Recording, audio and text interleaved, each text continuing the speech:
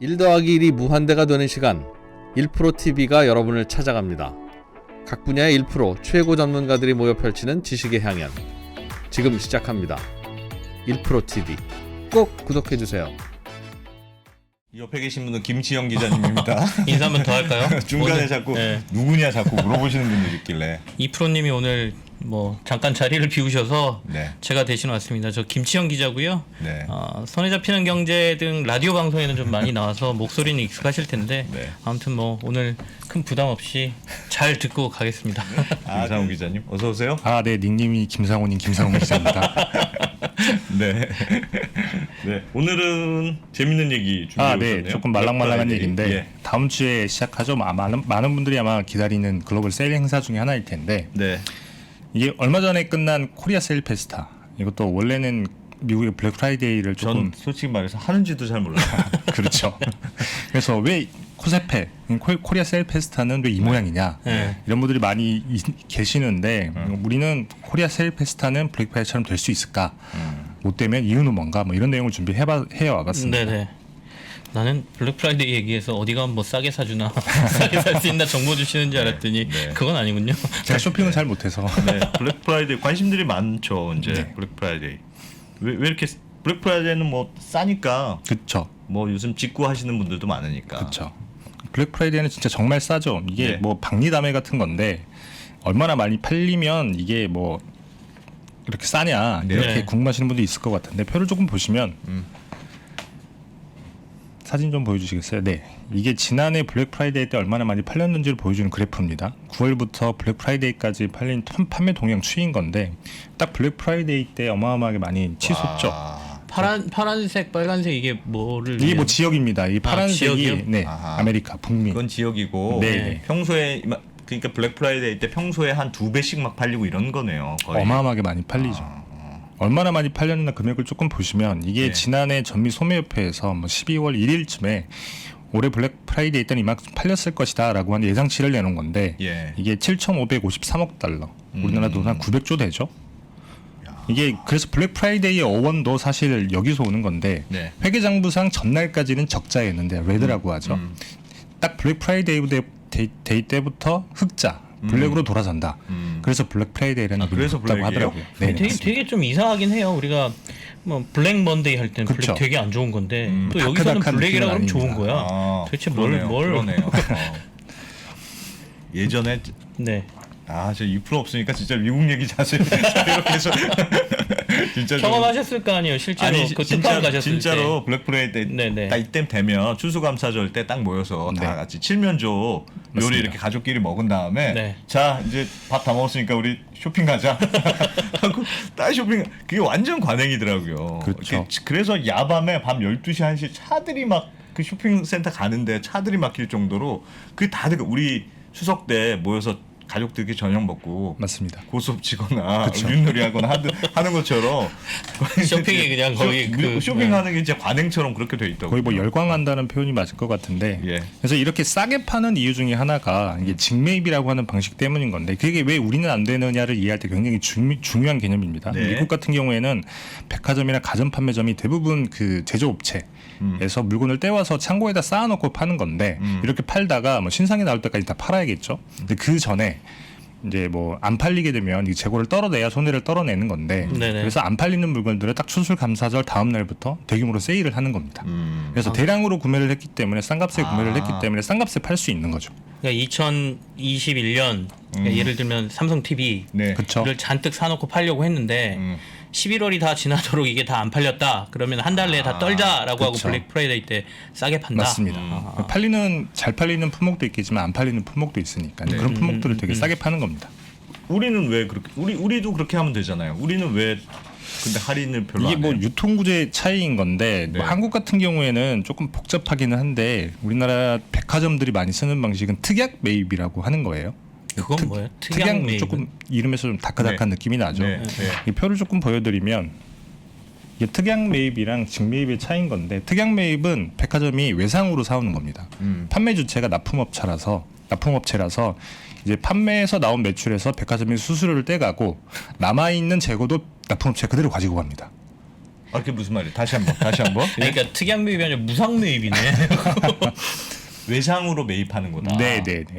그리고 팔면 돈 주고. 팔면 수수료만 백화점이 떼가고 그 나머지 매출은 납품업체가 가져가는 거죠. 아. 남아 있는 이제 그 재고들이 있을 거 아니에요. 예, 예. 그 재고는 납품업체가 그대로 또 가지고 갑니다.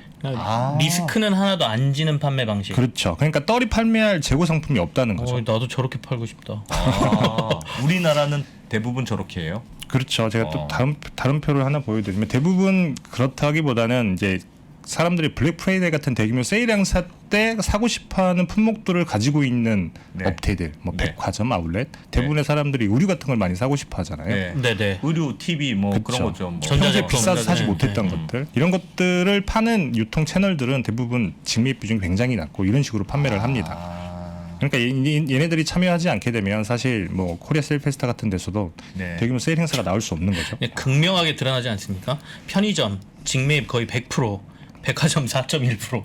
거의 여기는 생활 필수품을 팔기 때문에 수요 자체가 굉장히 탄탄해요. 그래서 직매입할 수 있는 거죠. 그래서 그렇군요. 그나마 백화점하고 아울렛이 그러니까 코리아 세일 페스타 이런 데서 싸게 팔아야 되는데 그렇죠. 직매입 구조가 아니다 보니까 싸게 팔 별로 이유가 싸게 없는 팔 거죠. 이유가 없다. 그렇죠. 아니 그러면 미국도 백화점 아울렛도 그렇게 미국은 다 왜 직매입을 합니까? 그럼? 미국 이게 조금 재밌는 건데 미국 같은 경우에는 백화점이랑 제조업체가 있으면 이 그 위상 관계라고 하나요? 갑을 관계. 갑을 관계. 네. 그렇죠. 백화점이 을이고 제조업체가 갑이라고 하더라고요. 제조가 갑이라고요? 맞습니다. 왜요? 이게 유통 왜요? 채널이 많아서 그렇다는 건데 백화점도 많이 있기도 하고 뭐 가전제품 같은 베스트바이 이런 것도 있기도 하지만 또 다른 대형 가전 판매점도 많이 있죠. 네. 네가 안 사가면 여기다 팔면 된다. 그래서 그 유통업체들이 대규모로 떼와서 파는 거죠. 내 물건 팔고 싶으면 너네가 네네. 대규모로 사가 맞습니다. 라고 제조업체가 할 수 네네, 있다. 근데 그렇죠. 우리나라는 그게 안 된다. 네네. 바기닝 파워라고 얘기를 하던데 네. 근데 한국은 전혀 반대죠. 뭐 백화점이 절대값이니까. 그러니까 특약 매입에서도 보셨지만 이 특약 매입 되게 독특한 건데 백화점이 지는 리스크가 하나도 없어요. 네. 근데 직매입보다 수수료가 비쌉니다. 그 수수료도 비싸요.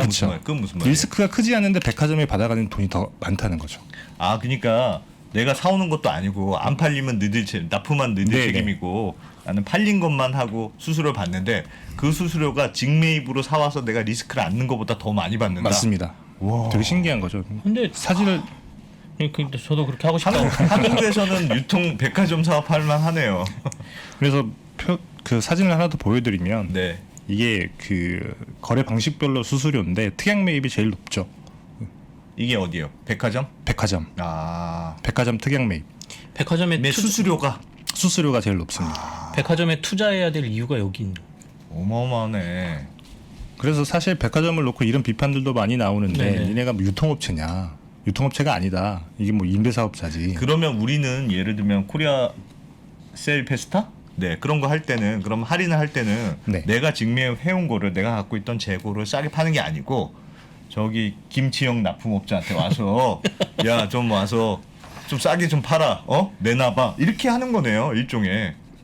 그 뭐 코리아 세일 페스타 같은 경우 사실 백화점들이 그렇다기보다는 백화점들은 조금 그 면피용으로 참여를 하고 네. 이제 제조업체들이 다른 유통 채널을 통해서 많이 팔려고는 하는데 근데 백화점 같은 경우에는 웬만하면 참여하고 싶지 않아 하는 거죠. 왜냐하면 사실은 코리아 세일 페스타 자체가 그 유통업체에서 시작된 게 아니라 정부 아이디어에서 시작된 거잖아요. 네, 맞습니다. 정부가 우리도 관광객들 좀 모아보고 싶은데 그 시기에 뭐 하나 해야 되지 않겠냐? 그래서 유통업체들 다 모아놓고 너네 뭐 한번 해봐라. 우리가 기간 정해줄 테니까. 2015년에 시작할 때 박근혜 정부 당시에 최대 화두가 내수 활성화였죠. 예. 미국 같은 경우에는 소매업체들이 만든 이벤트 행사 자연 발생했다고 하더라고요. 네. 그렇다 보니까 굳이 싸게 팔고 싶지 않은 유통가들의 마음이 좀 드러나는 거 아닌가 사실 싶기도 유통업체 한데. 입장에서는 싸게 팔면 직매입해서 싸게 팔면 오히려 더 수익이 안 나는 구조이기 때문에 뭐 바보 같은 짓이라고도 할 수 있죠. 그 중국은 어떻게 합니까? 중국 광군제 뭐 이래서 중국도 많이 싸게 팔고 뭐 많이 판다고 그러던데. 그렇죠. 중국도 뭐 중국 광군제가 조금 독특한 유행인 건데 네. 아까 말씀드렸지만 블랙 프라이데이 같은 경우에는 소매업체들이 연합해서 만든 이벤트라고 말씀을 드렸죠. 근데 네. 광군제 같은 경우는 알리바바가 워낙에 중국에서 지배적인 사업자니까 예. 이 지배적인 사업자가 내가 이런 행사를 할 테니 들어와서 팔아라 이렇게 하는 거예요. 그러니까 예를 들면 그건 알리바바가 우리나라랑 비슷하네요. 약간. 네가 좀 싸게 팔아, 좀 싸게 내나 이런 그렇죠. 거랑 뭐 주체가 비슷한, 예. 업체인가 예, 정부인가 예, 뭐 예. 다른 건데 사실 알리바바를 인터넷 백화점이라고 하면 그 뭐 알리바바는 너무나 뭐 압도적인 지위를 가지고 있으니까 당연히 참여하겠다라고 하는 업체들이 많이 있겠죠.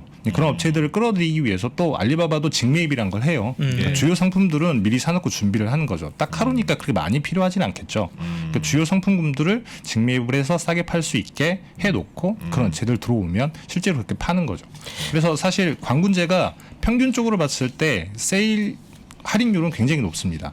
64% 정도 되는데 블랙 프라이데이 같은 경우에는 사실 생각보다는 평균 할인율은 높지 않더라고요. 37%. 한국 코리아 세일 페스타는 30%입니다. 네. 근데 기준을 뭘로 잡느냐의 차이인 것 같은데 그 세일가는 그쵸. 뭐 싸게 뭘로 잡는 하고 그러니까 싸게 해놓고 평균 할인율은 비슷한데 네. 사실 어떻게 보면 어떤 상품을 파느냐에 따라서 사람들의 체감이 달라지는 거잖아요. 네. 뭐 예를 들면 비싼 옷 100만 원짜리 옷을 50만 원에 팔았다. 할인율이 50%인데 뭐 예를 들면 감자가 2,000원인데 1,000원에 팔았다. 똑같이 할인율이 5,000원입니다. 근데 뭐 예를 들면 저희가 감자 뭐 반값에 샀다고 와 대박 세일 이런 얘기는 안 하잖아요. 예. 근데 옷을 반값에 팔았다라고 하면 대박 세일인 건데 한국에서는 이런 옷들을 싸게 팔 수 없는 구조인 거고 미국 같은 경우에는 뭐 평균 할인율은 비슷하겠지만 이런 상품들을 비싼 상품들을 싸게 팔 수 있는 구조이기 때문에 사람들이 체감하는 게 너무 다르다는 거예요. 근데 중국 사례에서 보면 그러니까 어쨌든 간에 그 우리나라 유통업체에서 백화점이 갑의 위치, 그러니까 유통하고 있는 대형 네네. 유통사가 갑의 위치라고 하면 요즘 이제 온라인이 워낙 확대돼 있으니까 맞습니다. 그러니까 알리바바 같은 존재가 뭔가 이런 큰 행사를 하기 시작하면 뭔가 좀 시장의 구조가 변화될 수 있을 가능성도 있는 그러게요. 거 아닌가 우리도 뭐 싶네요. 쿠팡 이런데 직매입 많이 한다면서요. 뭐 그런 데가 좀 해주면 안 되나? 실제로 그래서 이런 걸 기대하고 있는 사람도 있죠. 지금 그 현재의 유통 구조로는 사실 코리아 셀 페스타가 블랙 프라이데이처럼 되는 게 불가능하니 예. 그렇다고 하면 최근에 그 유통업 자체가 사실 전자상거래, 네. 이커머스 쪽으로 많이 넘어가고 있잖아요. 백화점들 많이 안 가기도 하고 그래서 쿠팡 같은 직매입을 많이 하는 업체들이 이런 세일 행사를 하게 되면 바뀔 수 있다라는 기대를 많이 하고 있기는 한데 그래서 뭐 직매입 뭐 예를 들면 직매입을 하게 되면 또 이런 효과도 있을 수도 있는데 대규모 할인 행사도 할 수 있지만 예. 사진을 한번 보여줘 보시면 네. 여기 있습니다. 이게 뭐 땡땡몰인데 네. 여기 이런 제도를 해요. 국내 최저가 보상. 예. 우리 사이트보다 우리 쇼핑몰보다 더 싸게 파는 데가 있으면 그 차액의 110%를 즉시 보상해 주겠다. 오, 110%를 보상한다고? 아, 진짜요?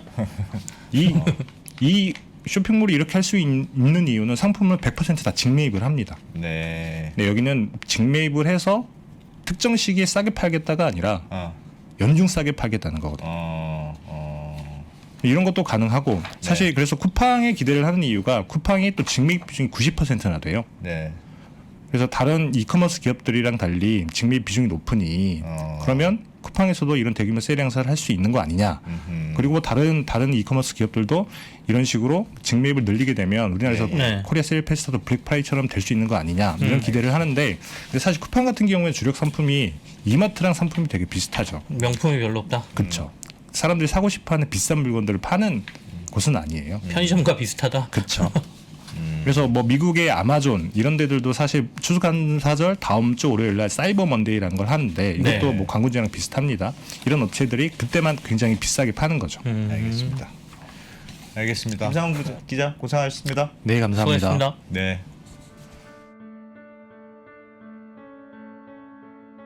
선택을 더 고민해야 돼요. 이유는 옵션이 늘었기 때문에. 그래서 선택에 대한 부분들을 하기 위해서는 뭐가 필요하냐면 그만큼의 지식이 요구됩니다. 즉 디코딩을 위한 날리지가 요구돼요. TMI죠. 계속 정보가 오고 있는 거예요. 뭐 하나 살려고 그러면 두려워집니다. 공부를 해야 되거든요. 계속 공부해야 돼요. 공부하세요. 레버니 업으로 가셔야 돼요. 레버니 업으로 가면 내가 배제되지 않습니다.